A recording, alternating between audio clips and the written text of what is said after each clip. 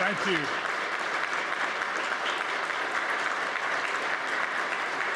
Thank you very much. Thank you. And thanks to each of you for that very warm welcome. It is really great to be with you here in Phoenix. And let me say right from the outset how much I appreciate and thank the Iranian American community of Arizona for organizing this very timely conference.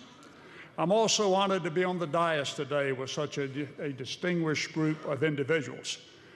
In particular, if I might single one out, the man that I've traveled around the globe with, trying to bring attention to the cause of the MEK, the Mayor Rudy Giuliani. But it's a pleasure to be with each and every one of you.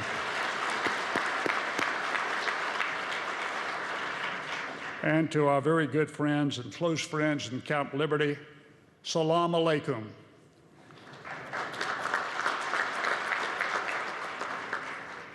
Last Tuesday, the crisis in the Middle East was once again shockingly striking a note that was close to home when Kayla Muellah's family confirmed that this 26-year-old aid worker had been killed in Syria approximately 1 year and 7 months after she had been taken captive by the Islamic State, otherwise called today ISIS, and had been killed. But I fear, as long as the Obama administration's current weak-will policy persists, that she is not going to be the last.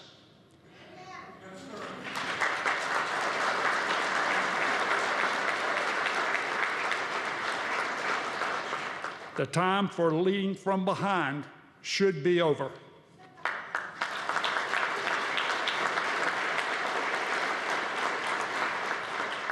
That you stand for what's right and you fight for what's right.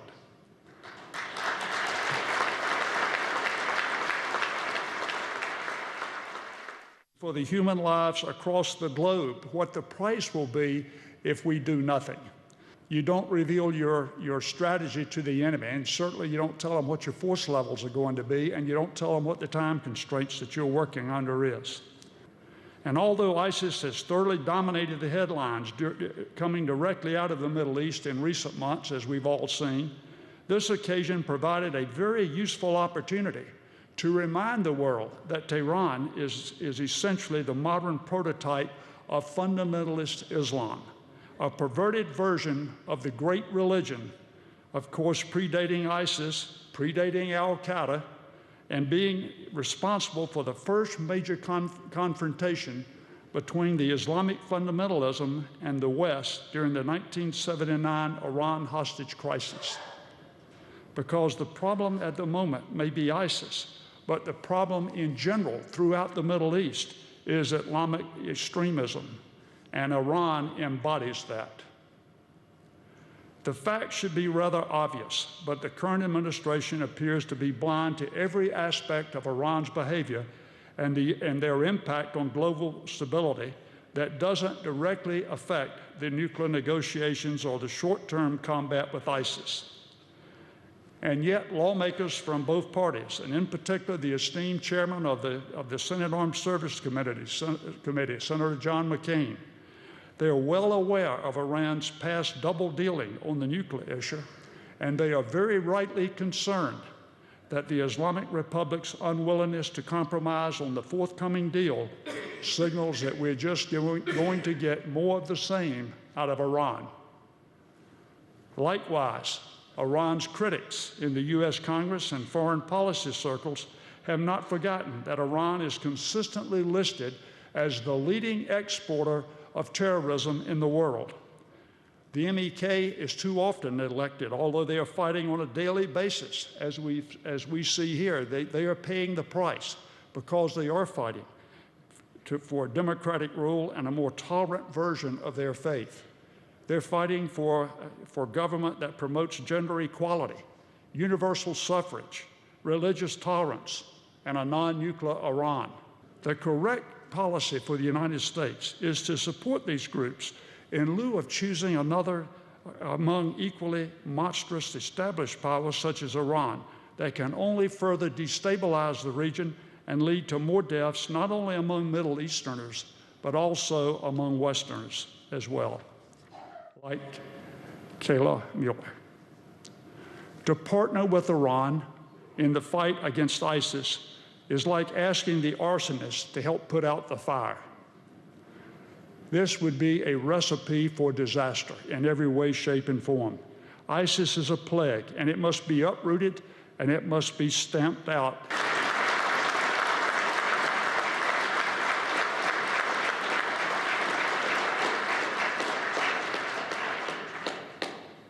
But to do so, we must eliminate the root cause of fundamentalist Islam, namely the regime in Tehran, which has acted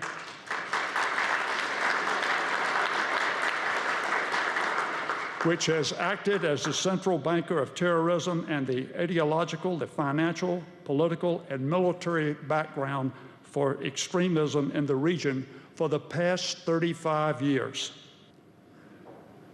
In closing, I want to tell our friends at Camp Liberty that we stand with you.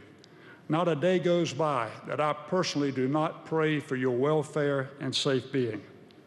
And I would also add that I would ask the United States to at least consider arming the residents at Camp Liberty.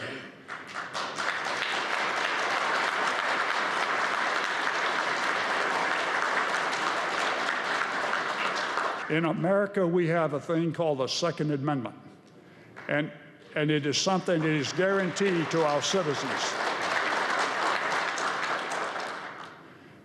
I guarantee you these are fighters, and if faced with the choice of having their hands tied behind their back and shot through they'll come out fighting, but they've got to have something to fight with.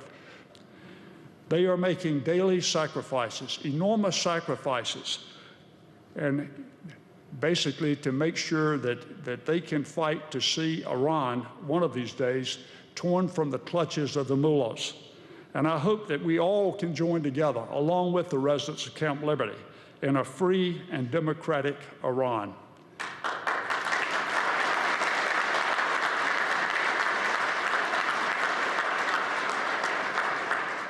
And with your continued support, and with the will and strong support of those still at Camp Liberty, and the enormous support from President-elect Rajavi, I am confident that one day, very soon, that will come true.